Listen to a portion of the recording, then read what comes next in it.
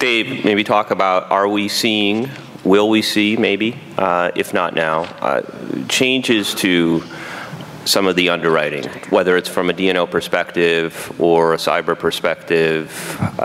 What's happening from an insurance broker, carrier kind of response, if any, to the SEC? That's a good question. I think overall, E&O hasn't changed. I think more of the area is going to be along the D&O side. And I was going to mention this earlier, but as we know for the underwriters in the room, there's always been this love, hate are kind of strong words, but kind of healthy tension between D&O and E&O underwriters.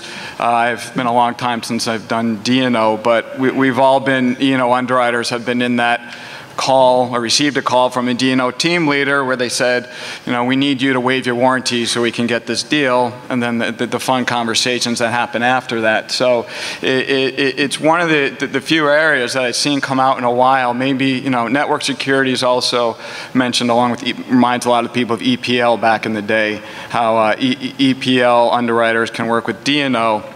The network security area is one of those areas where I think it can really, not to quote a movie, but can't we all get along or work a little bit closer together to see how we can go? Because it's still, the main driver, especially for a public D&O underwriter, is you're underwriting a lot. I'm not belittling anything, but you're writing a lot to the financial aspect. So the financials of the company and the stock price and what happens to that, as we know, the claims panel yesterday talked about, dollars, and you mentioned $1 million. I had a broker mention to me, it's a $5 million limit between friends. But these, this is a lot of money to a bottom line of a company. So there should be a little bit more cohesiveness between the two units.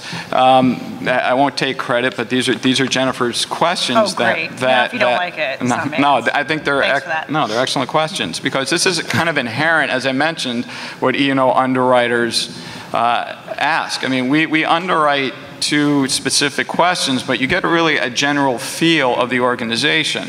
So do they know what's going on? Do they take privacy into account?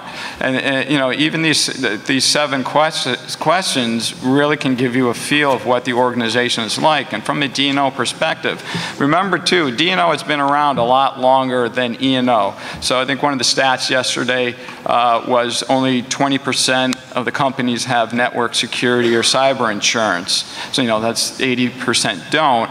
A percentage of those companies, a much higher percentage of those companies are going to have D&O insurance. So if there's no network, are they going to look to the D&O? And in most cases, it's still early, but it's probably a safe bet that the answer is yes. So, what's the impact of the guidance overall on E&O underwriting? Is little. I mean, we have a new product. It's in the news a lot. We want to grow. From an underwriting perspective, it's hit. I mean, again, if you see them being the company addressing it, then you get a good feel of the company. And how do they answer the questions, to Jennifer's questions or the questions of the application? And does the company understand itself? It's not a D&O or E&O question anymore, but a company question. Do they understand the issue that they have in protecting data? Now, recently, in looking at a company, I spoke with a risk manager who showed me an email that said, by the end, a company-wide email to everyone that said, by the end of this day, you need to have your privacy training. It was about a 20-minute video and a short quiz, and if you don't take it by this date, we are going to shut off your email. And to me, that is a company that takes the handling of data very seriously.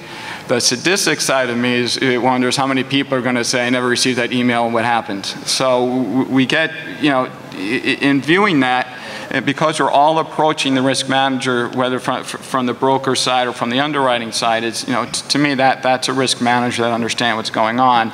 And like I mentioned, the D&O and E&O underwriters should have the same goal in mind, is that, as an underwriter, we protect the assets of the company. They're not exposed, but when we give them to a company, do we feel safe with technically our money? But when a risk comes in, do they have their act together?